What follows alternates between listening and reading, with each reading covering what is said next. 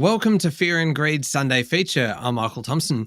Considering yesterday was the AFL Grand Final between the Sydney Swans and Brisbane Lions, only one option for this week's Sunday feature really stood out. Paul Roos had a foot in both camps yesterday. After all, he played 87 games for the Swans, coached them to the Premiership in 2005, but he played 269 matches for the Lions when they were still at Fitzroy with 2 stints as captain. So this interview today is absolutely perfect because back in 2021, Fear and Greed's Adam Lang spoke with Paul Roos about culture, about what makes a winning team culture and how the discipline of sports, the accountability of sport can translate to the corporate world. It is a great interview from June 2021, a very topical interview from June 2021.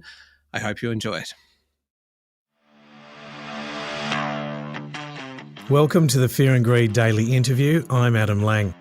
If you didn't hear last Sunday's feature interview, then I'd definitely recommend going back and having a listen. I spoke to Gerard Murphy, the co-founder of Performance by Design, about business coaching. We looked at some of the blind spots of corporate leaders, the benefits of having an outsider call them out, and some tips for changing a company's culture. But one of the main points that Gerard made was about the similarities and the differences between the business world and a sporting team. Everything from the need to keep reviewing performance to the importance of developing younger talent. And it's no wonder that Gerard seems so familiar with the DNA of elite sporting teams. He's worked with plenty of them. But it also helps that the co-founder of Performance by Design is none other than AFL legend Paul Roos. I'm delighted to say that Paul is our guest today on Fear and Greed. Paul, welcome to Fear and Greed. Yeah, thanks for having me. It's a pleasure, real pleasure to have you here. Now, for the uninitiated, what is the Bloods culture? Yeah, maybe a little bit of history behind it before we go into what it was. I remember it was funny when I was still playing and then I was assistant coach. I remember Richard Collis, our chairman at the time, got a bit frustrated because he sort of talked about a cause and he sort of said to me and the players and coaches, we don't seem to have a cause. And I never really completely understood what he meant by that, and then I got into coaching and I drew on my background at Fitzroy and Sydney and realised that the players really need to drive the culture. And then we started the cultural transformation. And then I sort of realised it can't be manufactured. You've actually got to stand for something. So call it your purpose or your mission or whatever it was. And as we were going through our behaviours and our values at the Sydney Swans, it started to organically formulate. And one of the players, Heath James, his father played for South Melbourne. And he then sort of said, well, why don't we refer to the past as the Bloods? And we connected, and it really gave us a purpose and identity. And that was sort of the Bloods itself. But more importantly, what underpinned it is the way we were behaved and the way we rewarded and challenged each other. That was really what underpinned the Bloods culture of the Sydney Swans. And the heritage that you speak of there, Paul, much like a company but a team, does the heritage matter to the present players?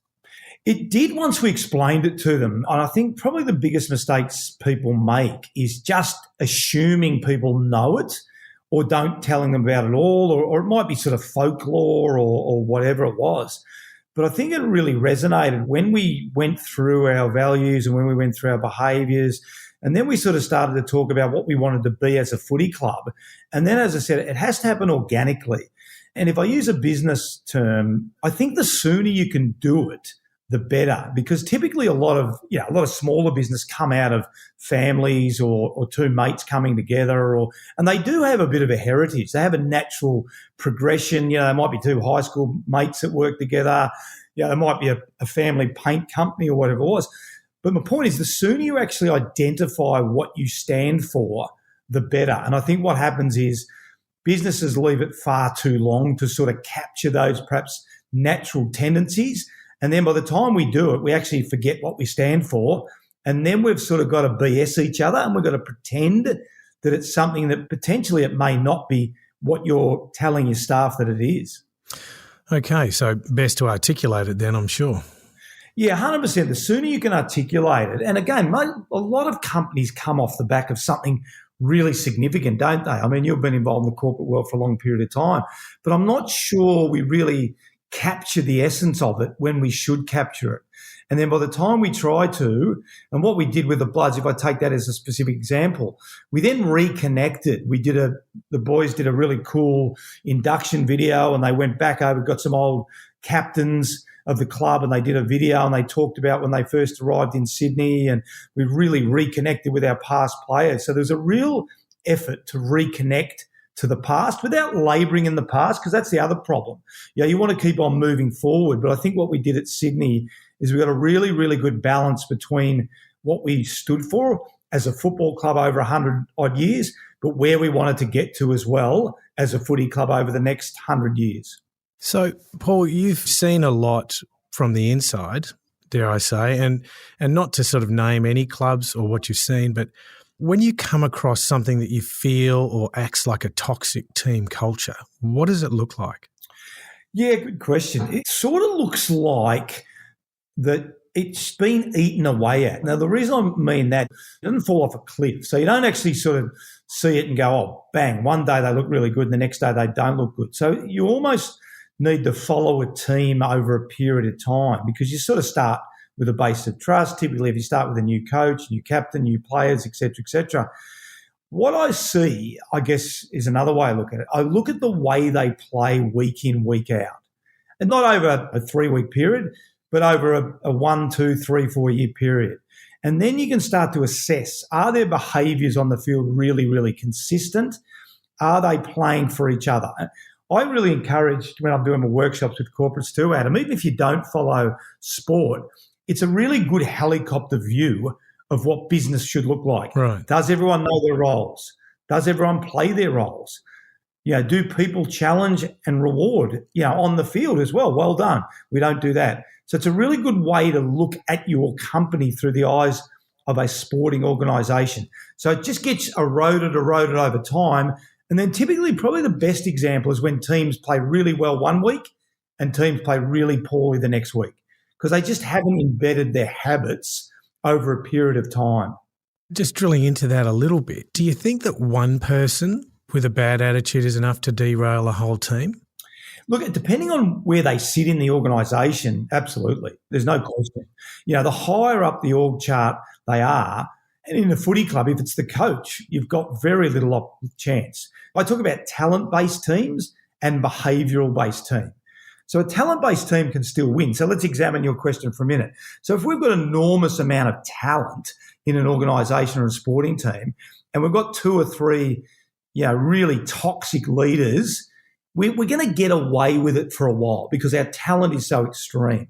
But as soon as that talent leaves or something, it's wallpapering over the cracks, we will plummet off the cliff. There's no question about that. A behavioural-based team will weed out that toxic culture, weed out that toxic talent, if you like.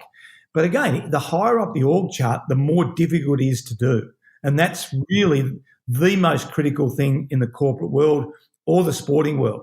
If it's a CEO or a coach, it's really, really difficult to change. So let's look at the more inspirational examples rather than the toxic side. A lot of the traits that we see shown by elite sports people can also make them good at business. What are the skills that you see as transferable from the sporting field to professional business careers? Yeah, you're 100% right. I think they're really sort of simple concepts. Good sporting people understand what actually a team is. That sounds really simple, but the number of times we would have stopped a workshop and I've said to the exec team, do you really see yourselves as a team? And you can see them starting to think and go, actually, that's a great question. I don't think we've ever really addressed that. So immediately a sports person understands the value of his teammates and hands some of the responsibility over to his teammates. Really important. The discipline. Discipline's another thing. Starting meetings on time, arriving to work on time, replying to emails, replying to phone calls. Good football players are really, really disciplined, which is really important. Understanding your role. If I do my role really well, I'm going to trust Paul to do his role, I'll trust Adam to do his role. So there's a number of really simple things that translate both from a sporting point of view into a business point of view. And 100%, if you've got a really strong football or netball or whatever team background, it 100% translates into the corporate world. I saw a talk by Brisbane Lions, Michael Voss was speaking, and he mentioned that their code, similar themes to what you're describing now, Paul, where their code was really three simple phrases. It was know your role, accept your role, perform your role. And it was a great sort of distillation of the code, and it worked for them.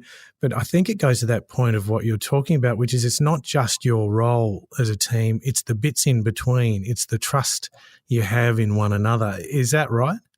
Yeah, 100%. And what develops trust? It is that ability to say, well, this is what I'm going to do, and I can do this. I know I can do this role really, really well. And Vossi, for those that don't know, they won 01, 02, 03. So they were triple premiership team. They had an enormous amount of talent, but he's absolutely right. Knowing that football team, they all were prepared to play their role. And I say this as well.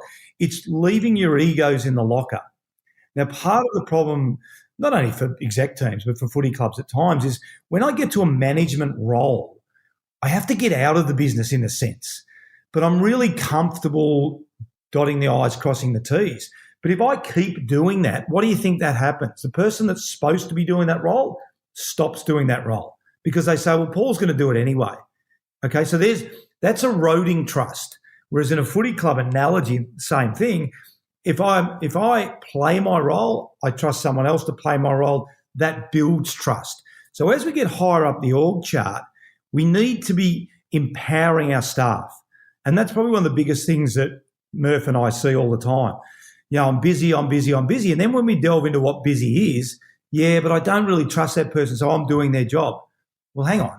If you're doing their job, eventually what are they going to say? Well, I'm not going to do my job. See the way it works? So then that person that's supposed to be doing the job stops doing the job. The person that's not supposed to be doing the job, that's managing the team, is doing everyone else's job.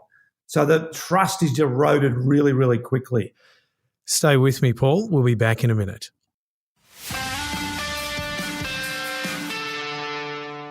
My guest this morning is Paul Roos, AFL legend and co-founder of Performance by Design.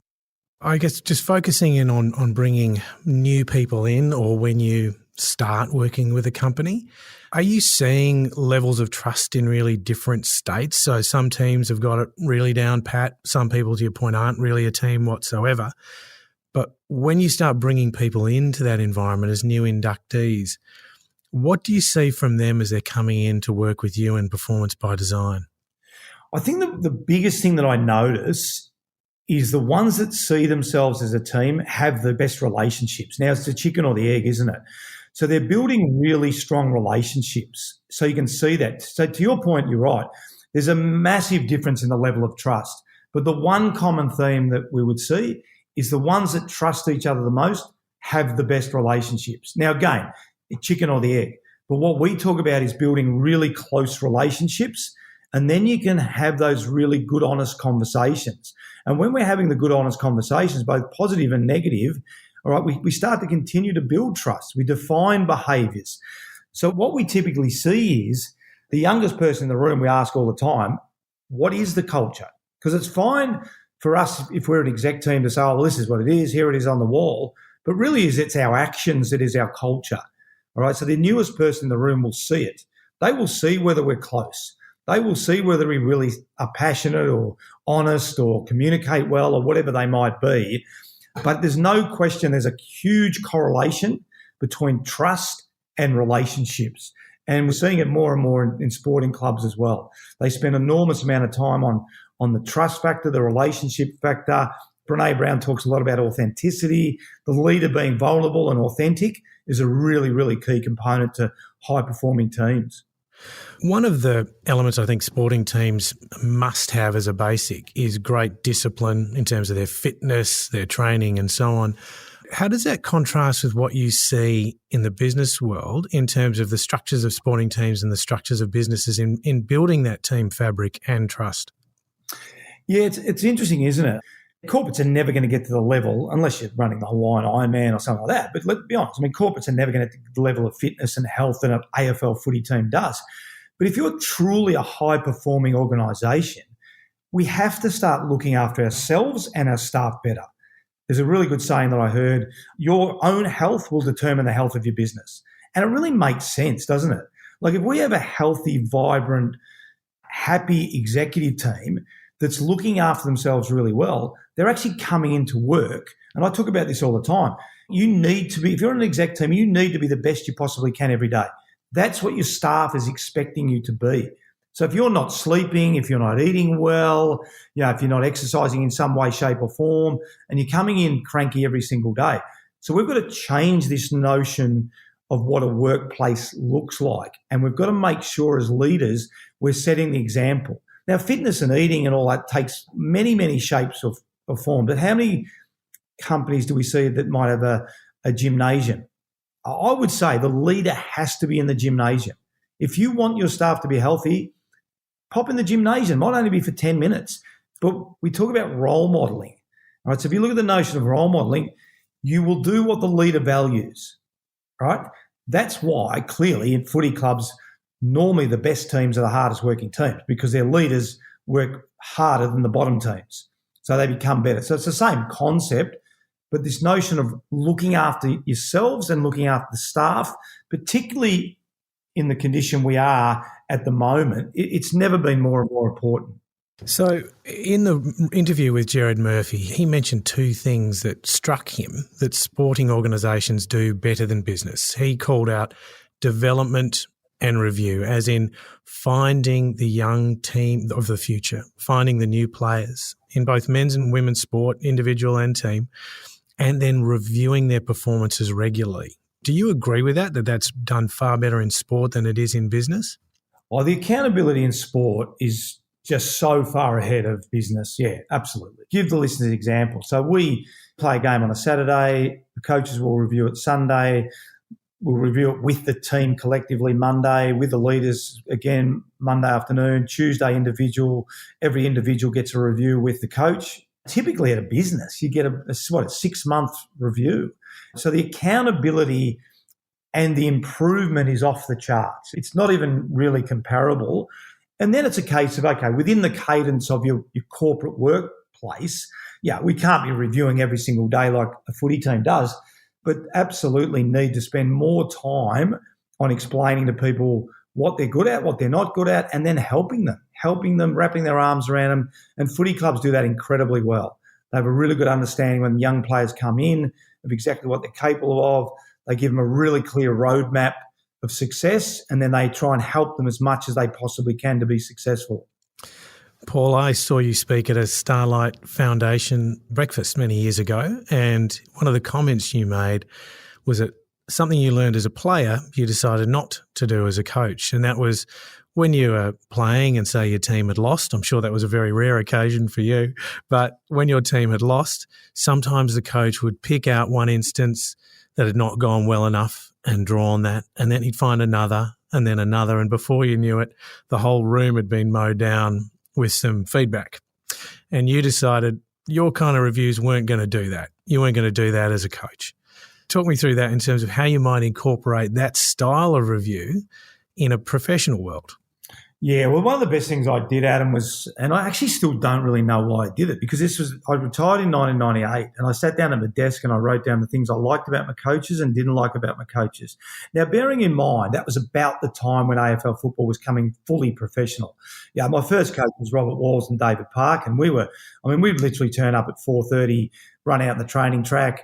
Parko was a lecturer, Wallsy was a school teacher. So this is by no way, shape or form a criticism of them. But there was a new dawn about to shine on the industry. So I thought there's got to be a better way to do it. I don't know whether I'm going to be a coach, but I want to write it down. And one of the things that you described was after a game, the coaches would just go nuts. Right. They would just spray players and relationships. I saw relationships destroyed after games of football. There's no question. So what I talk to corporates about, if you don't have to make decisions under pressure, don't do it.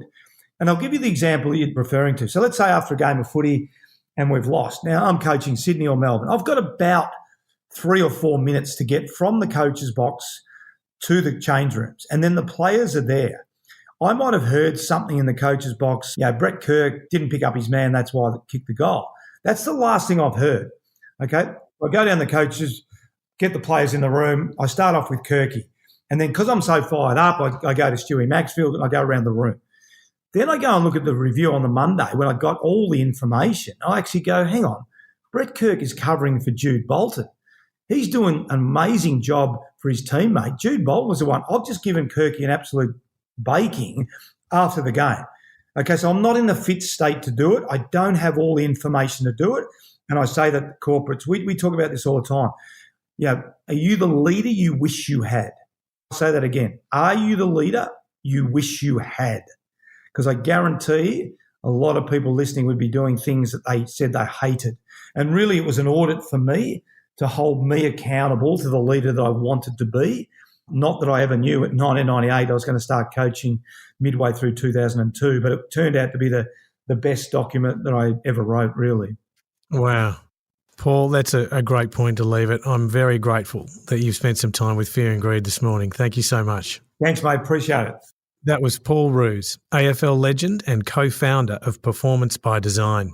This is the Fear and Greed Daily Interview. Join Sean Aylmer every weekday morning for the full Fear and Greed podcast with all the business news you need to know. I'm Adam Lang. Enjoy your day.